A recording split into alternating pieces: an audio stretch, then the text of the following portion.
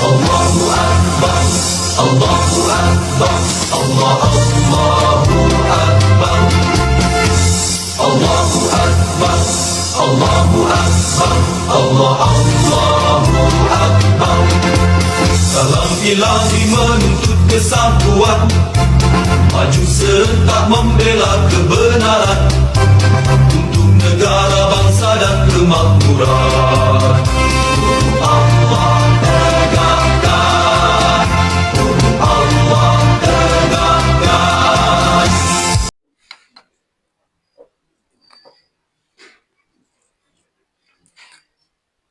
Assalamualaikum warahmatullahi wabarakatuh.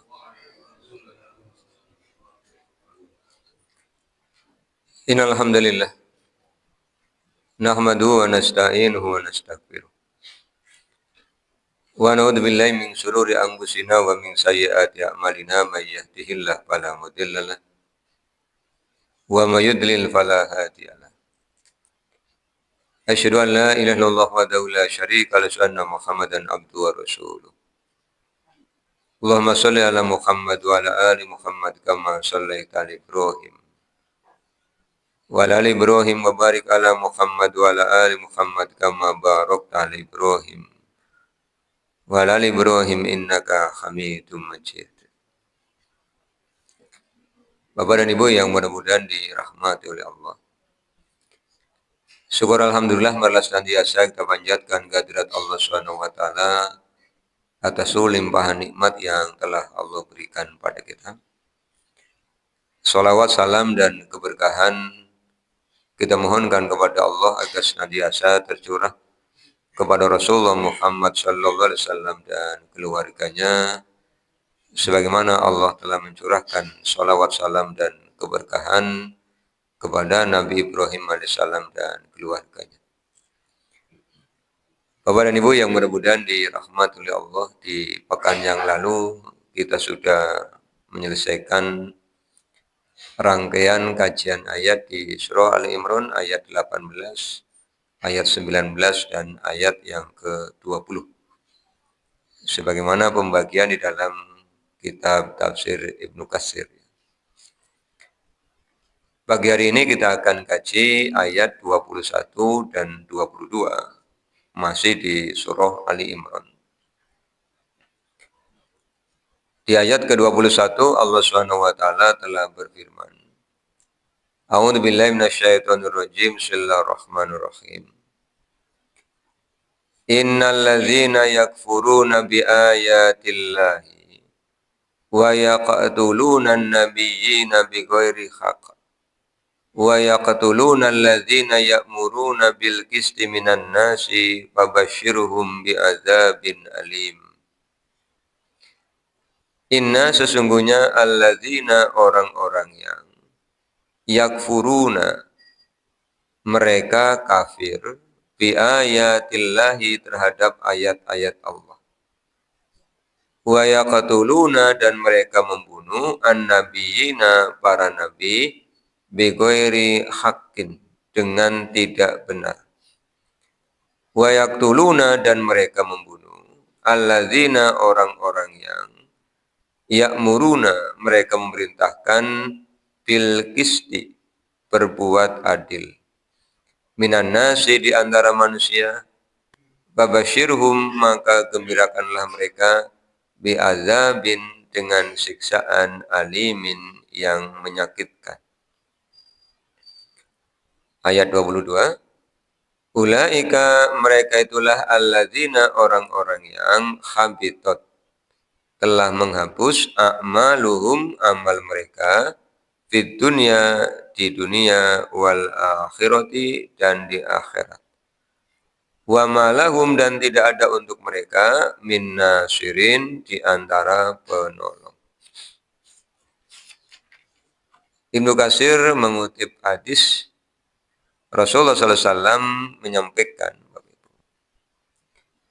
Ya Aba Ubaidah, wahai Abu Ubaidah, qatalat Banu Israila salasatan wa arba'ina nabiyan min awalin nahari. Qatalat telah membunuh Bani Israel telah melakukan pembunuhan, Bapak Ibu. Salasatan wa arba'ina, 43. Nabiyan, seorang nabi, min awalin nahari, di awal siang. Jadi Bani Israel telah melakukan pelanggaran dengan melakukan pembunuhan serentak terhadap 43 nabi fi sa'atin wahidatin, dengan satu kali pembunuhan. Jadi nabinya dibunuh secara bersama-sama. Nabinya Bani Israel dibunuh oleh Bani Israel. Kemudian Rasulullah melanjutkan, faqama mi'atun wa sab'una rajulan min Bani Israil. Faqama, kemudian berdiri, mi'atun 100, wa sab'una dan 70, rajulan laki-laki, min Bani Israil dari Bani Israel.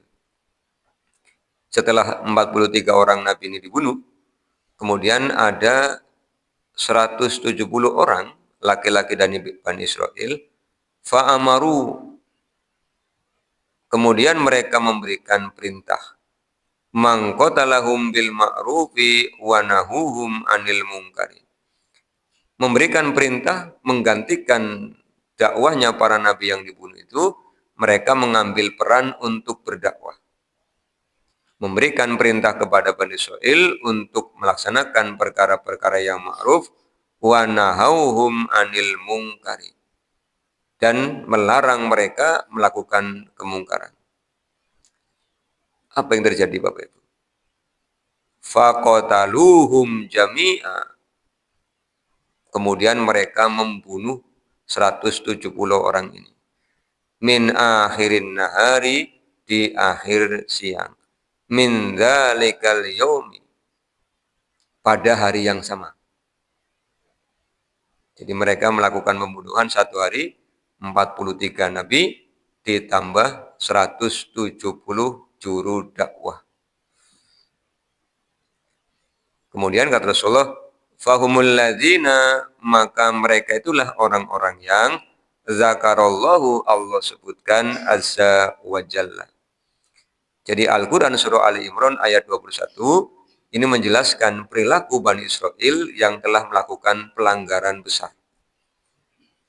Ayat 21, mereka mengkafiri ayat Allah, mereka juga membunuh nabi dan membunuh orang-orang yang mendakwakan ajaran nabi. Ini Rasulullah menyampaikan informasi ini. Ini semakna dengan yang sudah kita kaji Bapak Ibu, di Al-Quran surah Al-Baqarah. Pada ayat yang ke-61 ya. Allah menyampaikan ancaman. Wa duribat alaihimuz zillatu wal maskanatu wa ba'u bighadabim minallah. Zalika bi annahum kanu yakfuruna bi ayatillahi wa yaqtuluna an-nabiyyina bighairil haqq. Wa duribat, dan telah ditimpakan alaihim, atas mereka, az-zillatu, kehinaan, wal maskanatu, dan kesengsaraan, wa ba'u, dan ditimpakan kepada mereka bighadabim minallah, kemurkaan dari Allah. Zalika, yang demikian, bi annahum, karena sebab bahwasanya mereka, kanu, keadaan mereka, yakfuruna bi ayatillah, mereka mengkafiri ayat-ayat Allah, wa yaqtuluna an-nabiyyina bighairil haqq, dan mereka membunuh para nabi dengan tidak benar. Di sini menggunakan kalimatnya jama', karena yang dibunuh bukan satu, 43. Ini kan bukan jumlah yang sedikit. Padahal keberadaan Nabi dan Rasul itu merupakan bentuk rahmatnya Allah kepada manusia. Adanya para nabi berarti adanya jaminan keselamatan manusia dari kemurkaan Allah. Nah sekarang kalau nabinya dibunuh, berarti mereka menghilangkan rasa aman yang sebenarnya sudah Allah siapkan untuk diri mereka. Sehingga Allah timpakan kepada mereka kehinaan dan kesengsaraan. Masih di Al-Quran surah Al-Baqarah, yang kajiannya juga sudah berlalu, pada ayat yang ke-87 ya. Al-Baqarah 87.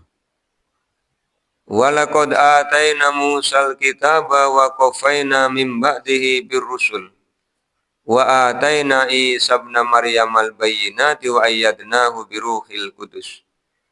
Afakullama ja'akum rasulun bima la tahwa anfusukum mustakbartum fa fariqan kadzabtum wa fariqan taqtulun.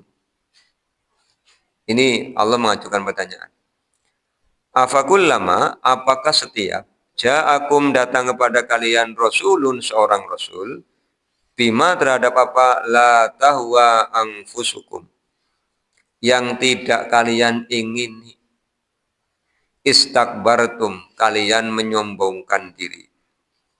Fafarikon, maka sebagian di antara rasul-rasul itu, kadzabtum, kalian dustakan, wa farikon, dan sebagian taktulun, kalian bunuh. Artinya Bani Israel itu, Bapak Ibu, mereka dikirimi Nabi dan Rasul dalam jumlah yang banyak, tetapi mereka memilih sesuai selera. Jadi mereka menginginkan nabinya sesuai selera mereka, bukan sesuai dengan keinginan Allah. Mereka hanya pengen dikirim nabi yang fisiknya seperti Nabi Musa, kuat, sekali mukul orangnya meninggal. Mereka ingin punya nabi seperti Nabi Daud, yang bisa membuat senjata tanpa peralatan. Mereka pengen punya nabi seperti Nabi Sulaiman, yang kaya raya, dengan mukjizat fisik yang luar biasa. Tapi ketika Allah kirimkan kepada mereka para nabi dan rasul yang memiliki sifat lemah lembut, walaupun nabi dan rasul ini punya kemampuan untuk pidato, punya kemampuan untuk berbicara begitu fasih, mereka tidak menyukai. Termasuk ketika mereka berupaya menyakiti Nabi Harun alaihissalam. Pada saat Nabi Musanya diundang oleh Allah untuk bermunajat di Bukit Sinai. Ini tabiat mereka. Kemudian kita lihat di Al-Quran surah masih Al-Baqarah.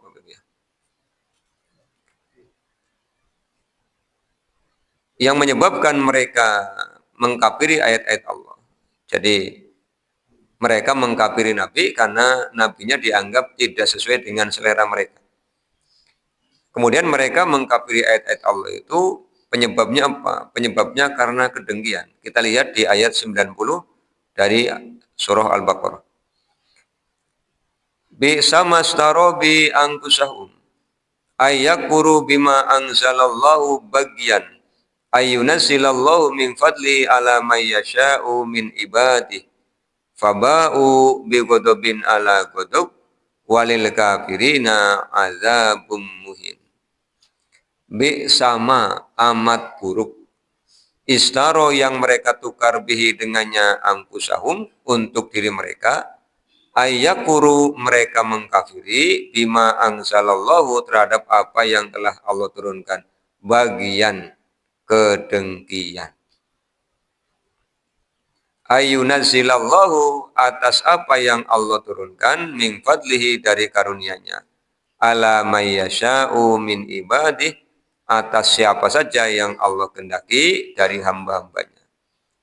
Faba'u maka ditimpakan kepada mereka bi ghadabin ala ghadab, kemurkaan di atas kemurkaan, walil kafirina azabum muhin, dan untuk orang-orang kafir Allah telah siapkan siksaan muhinun yang menghinakan. Ini di Al-Baqarah. Kemudian kita lihat di Ali Imran ayat 112. Allah menyampaikan, Duribat alaihimuz zillatu aynama sukifu illa bikhablim minallahi wa khablim minan nasi wa ba'u bighadabim minallahi wa duribat alaihimul maskanah. Zalika bi annahum kanu yakfuruna bi ayatillahi wa yaqtulunal anbiya'a bighairi haqq. Zalika bima sawwa kanu ya'tadun. Ini juga sama. Duribat telah ditimpakan alaihim atas mereka Bani Israel az-zillatu kehinaan. Ainama sukipu di mana saja mereka berada. Illa kecuali bihablim minallahi wa hablim minan nas. Mereka mau berpegang teguh kepada Allah dan membangun hubungan dengan manusia. Waba'u bighadabim minallah, dan mereka ditimpakan kemurkaan dari Allah. Wa duribat, dan ditimpakan alaihim atas mereka al-maskanatu kesengsaraan. Penyebabnya apa? Zalika yang demikian bi annahum dengan sebab bahwasanya mereka kanu keadaan mereka yakfuruna bi ayatillah. Sama Bapak Ibu. Penyebabnya mengkafiri ayat-ayat Allah. Yang kedua apa? Wa yaqtulunal anbiya'a bighairi haqq. Membunuh para nabi dengan tidak benar. Zalika yang demikian bima dengan sebab asau mereka durhaka. Wakanu dan mereka ya'tadun melampaui batas. Jadi ada 4 penyebab Bani Israil ditimpakan di dunianya kehinaan, kesengsaraan, kemudian secara psikologis dimurkai oleh Allah, disiapkan siksaan yang sangat menghinakan, mereka melakukan 4 pelanggaran. Mengkafiri ayat Allah, membunuh Nabi, durhaka, dan mereka melampaui batas. Ini yang telah mereka lakukan, Bapak Ibu. Jadi khitab ayat ini tentang Bani Israel. Bapak dan Ibu yang mudah-mudahan dirahmati Allah. Karena ayat ini diturunkan untuk kita, manusia, Allah Subhanahu wa taala akan menyampaikan di Al-Baqarah 185 ya, bahwa Al-Qur'an itu peruntukannya untuk manusia. Syahrul Ramadan allazi unzila fil Qur'an hudal linnas wa bayyinatin minal huda wal furqan.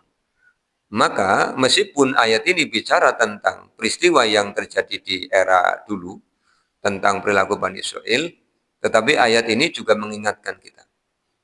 Ada perbuatan-perbuatan yang akan menyebabkan kita mendapatkan siksaan yang menyakitkan.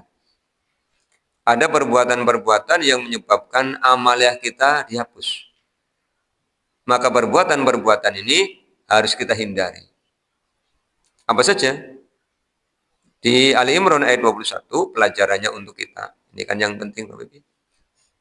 Yang pertama, perbuatan yang menyebabkan kita dimurkai oleh Allah, diancam dengan siksaan yang pedih dan menyakitkan.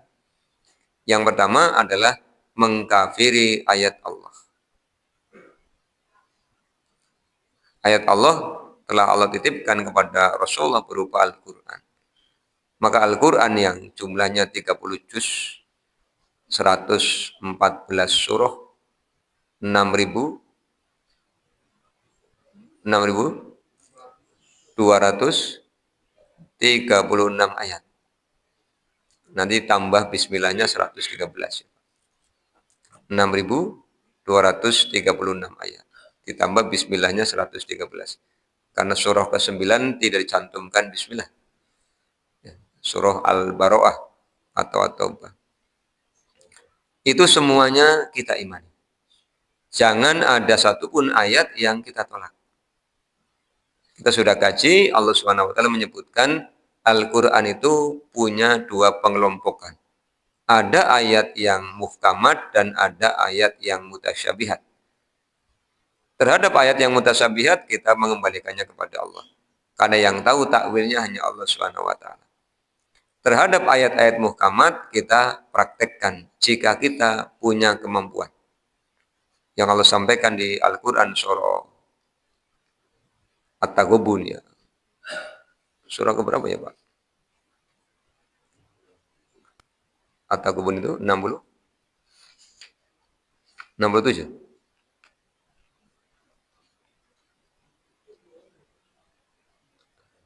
Surah keberapa Pak? 67 apa 64?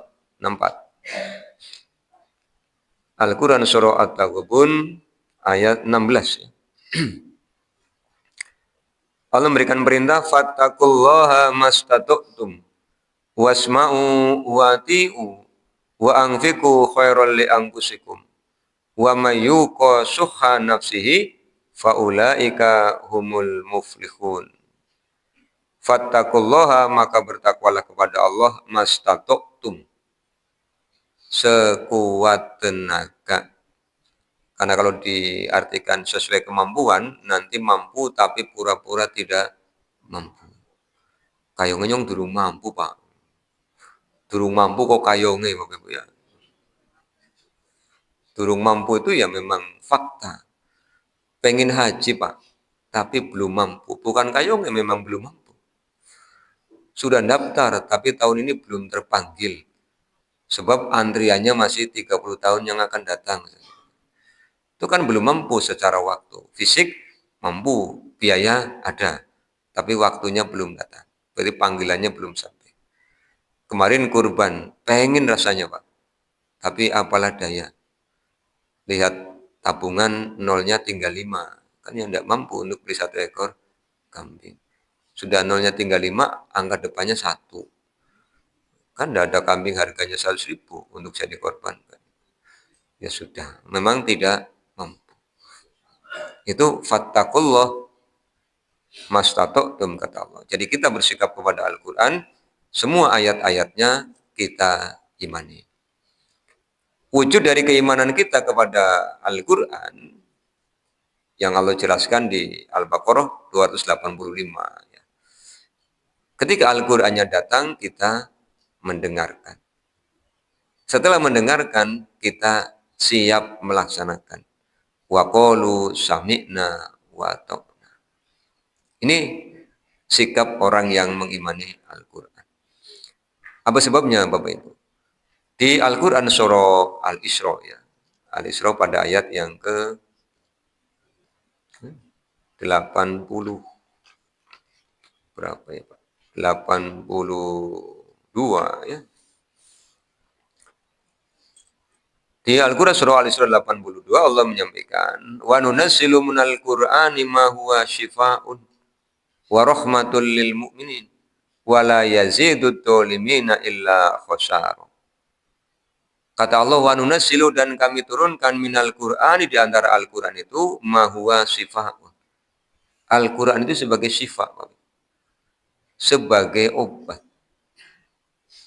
Kita semua, saya dan Bapak Ibu, itu punya penyakit bawaan yang sama. Fitrah, bakat, tabiat, karakter. Yang itu semua bisa diobati dengan Al-Quran. Kalau sakit fisik, beda lagi ya. Kalau sakit fisik kan beda-beda, Bapak Ibu. Tapi kalau sakit tabiat, karakter itu semuanya sama. Contohnya apa? Di Al-Quran surah Al-Ma'arij, ayat ke-19 sampai 24. Allah menyampaikan innal insana khuliqa halu'a idza massahu syarru jazua wa idza massahul khairu manu'a illal musallin. Kita semua itu oleh Allah diciptakan punya bakat ngeresulah. Bakatnya apa Bapak Ibu? Ngeresulah. Maka jangan pernah bilang ke bocah langka bakate anak bakate ngeresulah. Iya. Pagi-pagi hujan yang ngeresulah. Suka-suka hujan. Siang hari panas ya ngeresulah. Panas nemen ya. Kira-kira ngeduit akeh ngeresulah beli kok. Kayong keder duit akeh iki pan gak apa maning ya. Sombong nemen ya, Pak. Ana wong ngeresulah duit akeh.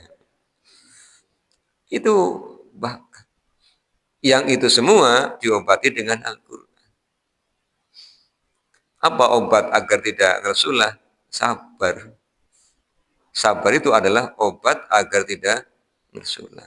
Karena sabar itu adalah tahan uji, tabah, tidak berkeluh kesah. Tadi kasih obatnya. Perkara ada yang sembuh, ada yang tidak, itu kan bagaimana bersikap terhadap obat. Kalau obatnya tidak dipraktekkan, ya tidak sembuh ngersulah. Kenapa orang banyak yang berkeluh kesah? Karena sholat saja sambil ngersulah. Coba aja rada suwe. Dongeng baca apa ki ya? Ruku suwe nemen orang dengel-dengel kan. Sujud suwe nemen kan. Tahiyat baca apa dong ya? Wis innaka hamidu majisi mau orang lingkup-lingkup kan. Ini karena tidak biasa, maka ngersulah. Jika sholat saja sambil ngersulah, maka di luar sholat wajar. Sering ngersulah. Jadi Al-Quran datang sebagai syifa. Maka ketika kita mengimani Al-Quran, kemanfaatannya ya untuk diri kita. Contoh yang kedua. Al-Quran itu mengobati penyakit bakhil. Sudah kita kaji di pertemuan yang lalu.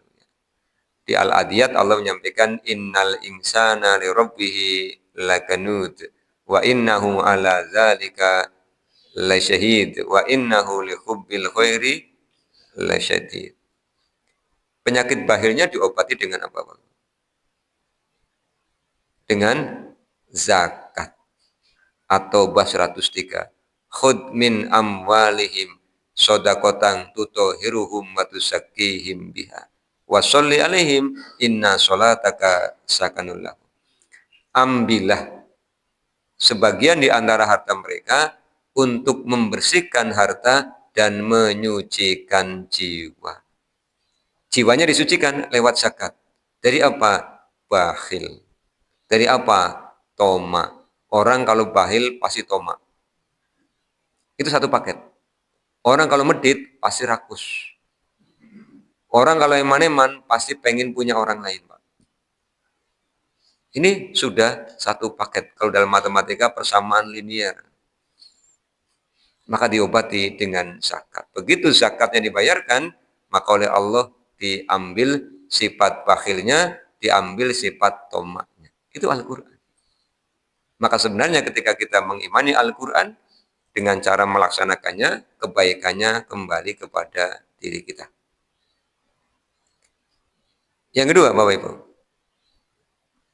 hindari jangan sampai membunuh Nabi. Kalau Bani Israil membunuh Nabi secara fisik, maka kita dikategorikan membunuh Nabi ketika kita meninggalkan sunnah. Sunnah itu mencakup ucapan Nabi, sunnah itu mencakup perbuatan Nabi, sunnah itu mencakup ketetapan Nabi, sunnah itu mencakup cita-cita Nabi. Maka sudah saatnya, Bapak Ibu, kita kembali kepada Ali Imran ayat 31. Bahwa di antara cara untuk mendapatkan kecintaan Allah, di antara cara untuk menumbuhkan kecintaan kita kepada Allah adalah dengan ittiba, dengan mengikuti Nabi. Menjadikan Nabi sebagai uswatun hasanah. Al-Ahzab 21. Menjadikan Nabi sebagai teladan, menjadikan Nabi sebagai idola. Bapak Ibu coba lihat, anak-anak muda itu yang mengidolakan sosok-sosok, apakah artis, apakah aktor, apakah pemain bola. Mereka ingin meniru. Dari mulai gaya rambut, pakaian, bahkan cara jalan saja. Di tahun 96 ya, ketika saya SMA kelas 2 itu, lagi tren Pak penyanyi Rafiq. Sehingga waktu itu SMA celananya rata-rata megar di bawah. Cutbray. Padahal belum banyak yang naik, belum banyak yang punya motor, rata-rata nyepeda. Jadi nyepeda celananya cutbray, kadang-kadang mancing rantai. Ngipit-ngipit. Tapi ketika ditanya, ya memang lagi mengidolakan. Lagi modern. Tahun 2004 ya, ketika saya sudah tidak jadi murid, sudah jadi guru. Trennya berubah. Ada penyanyi yang memakai celana itu di bawah pinggang. Ya. Jadi dinaikkan itu udah bisa. Anak-anak sekolah begitu. Sampai kita ingatkan, ini sekolah punya aturan ya ikuti ya mas. Ini lagi tren pak. Ada anak-anak yang sengaja mengecat kukunya berwarna hitam. Itu juga tanya-tanya, kenapa? Itu vokalis band ini pak. Oh, kami yang gurunya ketinggalan info kan. Oh, artinya ketika orang mengidolakan orang lain, dia berupaya untuk meniru. Maka kalau kita ingin mencintai Allah dan Allah ingin mencintai kita, Allah mengajukan syarat. Syaratnya satu, ikuti Nabi. Artinya jadikan Nabi sebagai idola. Kalau jadikan Nabi sebagai idola, ada semangat, ada keinginan untuk meniru apapun yang beliau kerjakan. Tentu sesuai dengan kemampuan dan sesuai dengan keadaan. Karena ada yang tidak bisa kita tiru 100%. Misalnya, Nabi itu rumahnya kan hanya 4x4. Ya, Bapak Ibu tidak usah kemudian pulang rumahnya dikecilin. Tapi cara berinteraksi dengan keluarganya yang kita tiru. Nabi rumahnya pakai dinding, atapnya pakai pelepah korma. Ya Bapak Ibu tidak usah bongkar rumah. Nabi kemana-mana berkendara menggunakan onta. Ya tidak usah kembali ke era itu. Jadi ada yang kita tiru, syariat dan substansinya, ada yang kita tiru substansinya. Berumah tangga yang tiru adalah substansinya. Pengelolaan terhadap keluarga itu yang kita tiru. Bagaimana Nabi menjadi teladan terbaik sebagai seorang suami. Dengan tinggal bersama 9 orang istri, beliau menyampaikan pernyataan yang mengagumkan. Baiti jannati, rumahku adalah surgaku. Jangan sampai kita umatnya istri mung-munge, siji-sijine, tapi saminggu tukarannya ping 6 itu kan ya. Berarti tidak meniru Nabi. Tukaran, boy. Mati tanggane melu jengkel. Kayak wong tukaran boy. Tukaran be anaknya akeh. Kue tanggane tambah jengkel, Pak. Tanggane melu jengkel. Nah, ini yang kita tiru. Kemudian makannya. Tata cara makannya Rasulullah. Yang kita tiru apanya, Bapak? Satu, syariatnya. Yang kedua, ya syariat lagi ya, syariatnya. Syariat itu tata caranya. Yang kedua, syarat-syarat makanannya. Kalau jenisnya ya silahkan. Tata cara makannya, mengawalinya dengan bismillah, menggunakan tangan kanan, mengambil yang terdekat, tidak meniup makanan. Kemudian mengambil makanan yang jatuh, selesai makan berdoa, sebelum makan berdoa. Itu kan syariatnya. Kemudian syarat makanannya halal dan baik. Tapi jenisnya ya silahkan. Bapak Ibu sarapan seneng nasi kuning ya silahkan. Seneng lengko ya silahkan. Seneng ponggol ya silahkan. Seneng gudeg ya silahkan. Seneng sarapannya jajan pagi ya silahkan. Itu syaratnya yang paling terbaik. Ini bagian dari cara kita meneladani Rasulullah. Tapi ada yang harus ditiru dari A sampai Z. Apa? Sholat.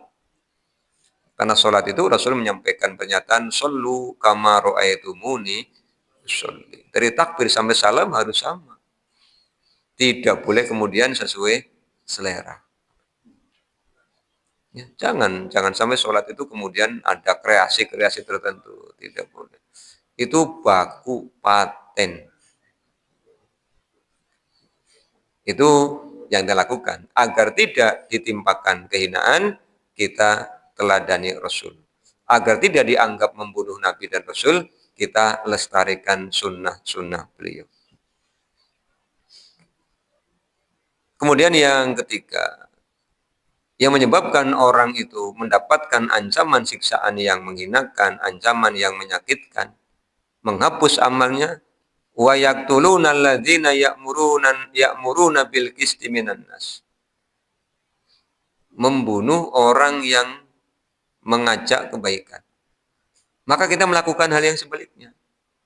Yang kita lakukan adalah membantu orang-orang yang mau mengajak orang kepada kebaikan.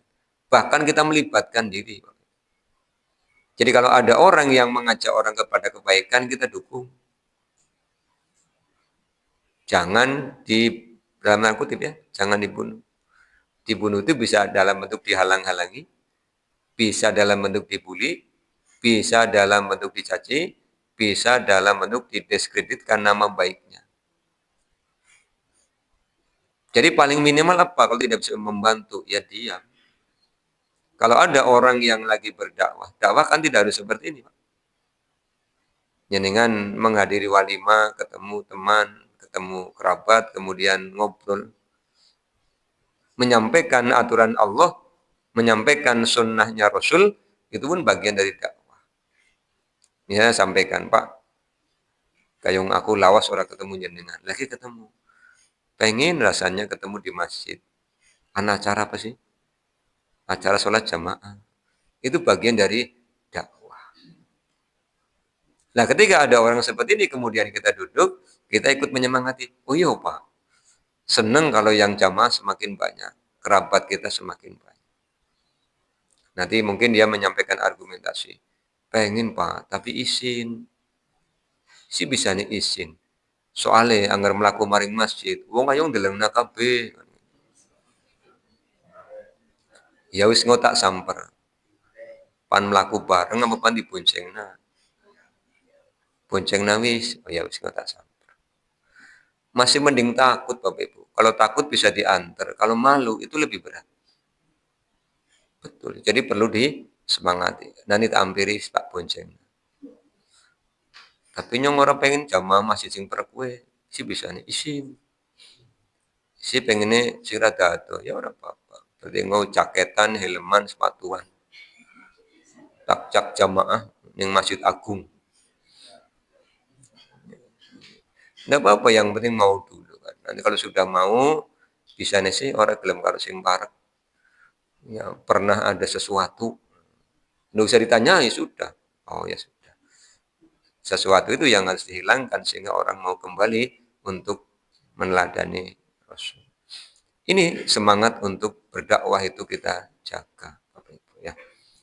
Itu 3 hal di Ali Imran ayat 21 yang menjadikan ancaman bagi kita semua akan apa tadi Bapak Ibu? Disiksa ya, disiksa dengan siksaan yang menyakitkan dan bisa menghapus amaliyah. Kemudian ayat yang ke-22 Allah menyampaikan ulaikal ladzina habitat a'maluhum fid dunya wal akhirah. Mereka itulah orang-orang yang telah menghapus amal mereka di dunia dan di akhirat. Jadi amaliyah kita itu, Bapak dan Ibu, selama kita belum meninggal, itu belum aman. Amaliyah kita belum aman. Masih ada peluang untuk terhapus. Maka waspadailah perkara-perkara yang dapat menghapus amal. Yang pertama tentu syirik. Syirik ini jelas menghapus amal. Di Al-An'am itu ada peringatan yang Allah sampaikan kepada para nabi. Ya. Wa may yusyrik billahi faqad habita amaluhu. Ini cari ayatnya ya Pak. Siapa yang menyekutukan Allah, maka Allah akan hapus amalnya. Jadi hindari, jangan sampai melakukan kesyirikan. Kemudian yang kedua di Al-Baqarah 264, riya itu juga bisa menghapus amal.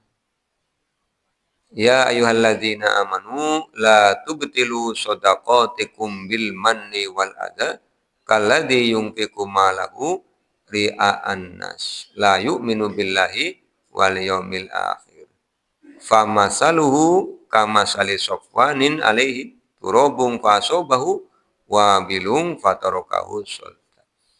Jadi orang yang beramal ria itu seperti orang yang meletakkan tanah di atas batu.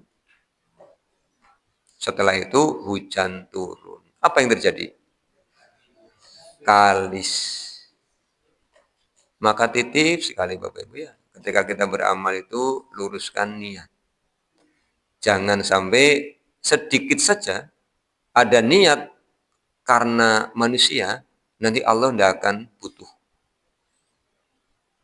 Orang yang mati di medan perang saja, ketika niatnya karena manusia, Allah pernah menyampaikan pada Rasul, nanti di mahsyar akan disampaikan, lemparkan pahala jihadnya ke wajahnya, seret dalam keadaan telungkup. Sudah pahalanya ditolak, diseret dalam keadaan telungkup. Ini kan kalau dibayangkan, kemurep digeret sikile, Pak. Bisa dadal doel kan wajahnya. Karena apa? Kenapa yang disiksa begitu? Karena ria itu kan dalam bahasa kita cari muka. Kan begitu. Padahal kita semua kan sudah punya muka, ngapain dicari-cari? Iya. Banyak orang yang kadang-kadang kayak lagi carmuk, cari muka. Memang dia mukanya kemana? Kan ada. Sudah punya satu ya cukup, tidak usah cari-cari yang lain.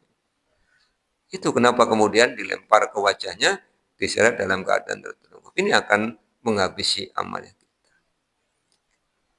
Ingat kembali pesan kami di Jumat malam Sabtu ya.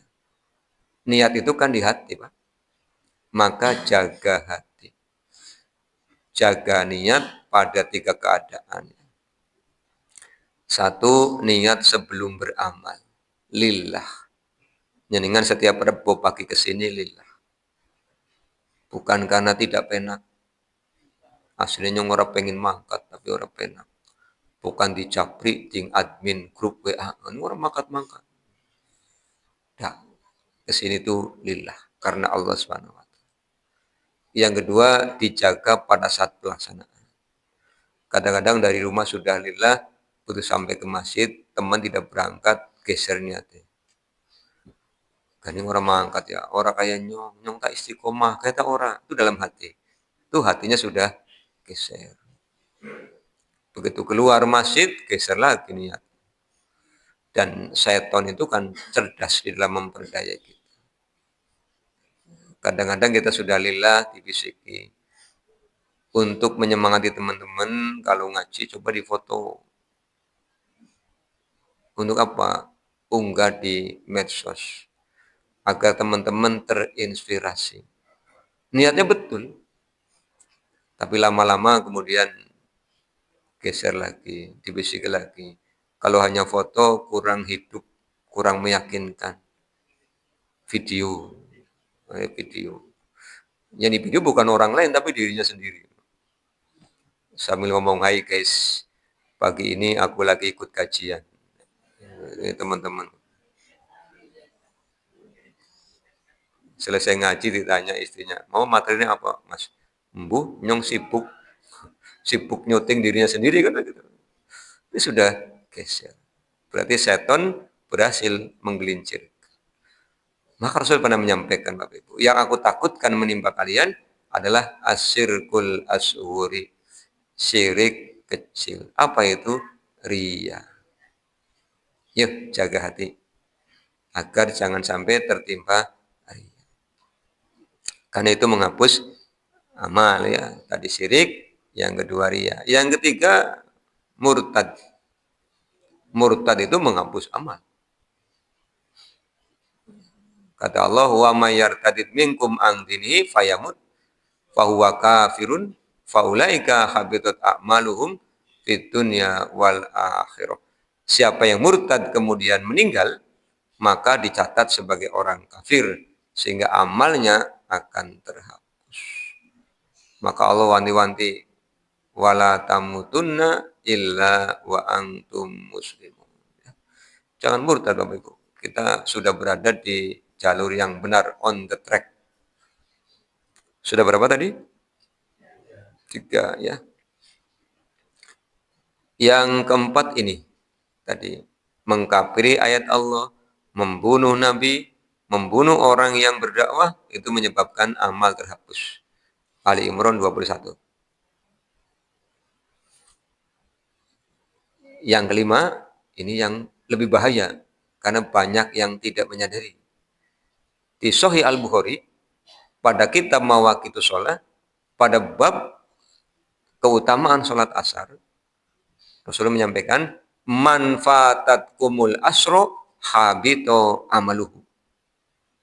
Orang yang luput tidak mengerjakan sholat asar, terhapus amalnya. Ini lebih gawat lagi, Bapak. Karena di mana-mana asar jamaahnya lebih dari 2. Lebih dari 2. Kadang-kadang satu soft tidak penuh.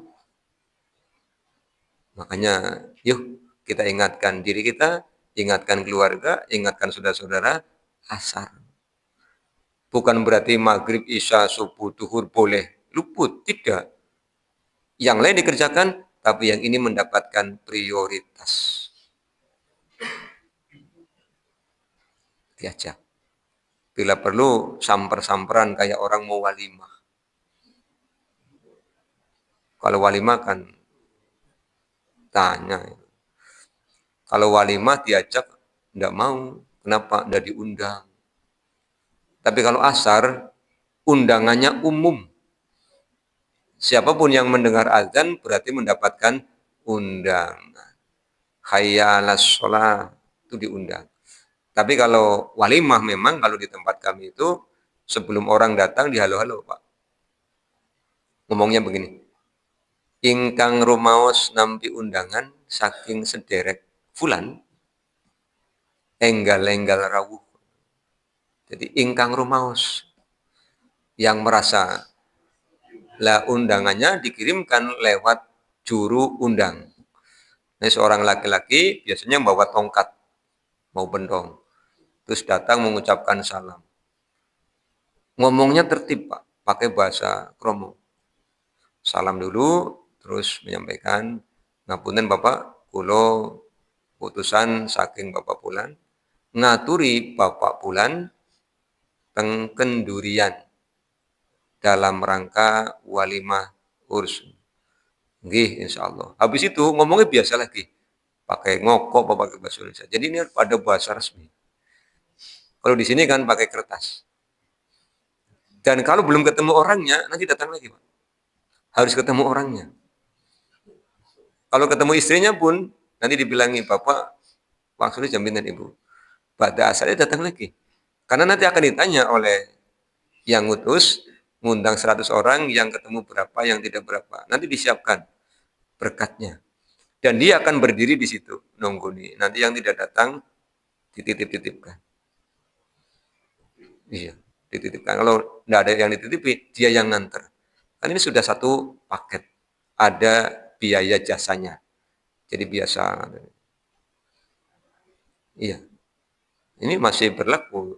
Jadi kalau Bapak ini lewat habis asar, bawa tongkat, kayak atur-atur walimah berarti. Jadi begitu jagung ini empet, kan ini lapas, berarti orang diundang. Ya. Orang diundang. Oh takon. Si hajatan si enten Pak Pulan. Oh iya, aduh nemen bangkit dulu berarti orang undang. Iya, dia bawa catatan, Pak. Luar biasa ya. Tapi kalau sholat asar, maghrib, isya, subuh, duhur, undangannya umum. Jadi kalau kita nyamper, Pak, yuk, oleh undangan. Siapa? Masjid. Di sih, kasih mau?